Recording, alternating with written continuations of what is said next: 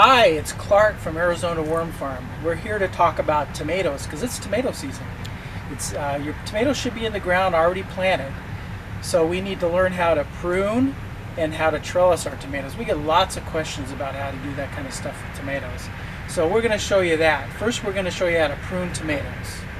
To prune or not to prune? That is the question. So you don't have to prune.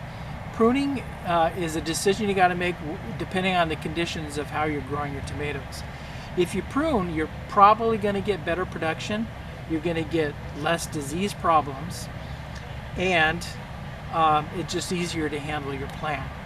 There are several different ways to prune or reasons to prune, and pretty much depends on how you're trellising your tomatoes. Okay, since we use cages here, or we're using cages in our hoop house here, this is how we prefer to prune our tomato plants.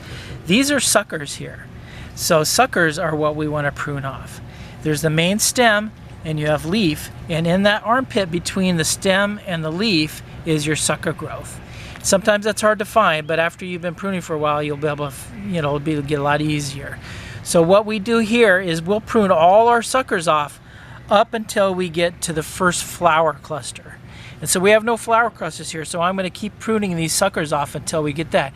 It's really easy to prune suckers off when they're small like this. You can just pop them off like this. They pop right off. But if they get too big, you might have to use pruners. And so we've got a big one here that got too big. I missed it last time, so I'm going to just snap that right off with the pruners, and it comes right off. And it seems like it's most of the plant, but that's okay because we don't want too much or too many stems coming up to start off with this plant. We want it to start off with a nice, clean, open stem, and then we'll get more stem growth up on the top.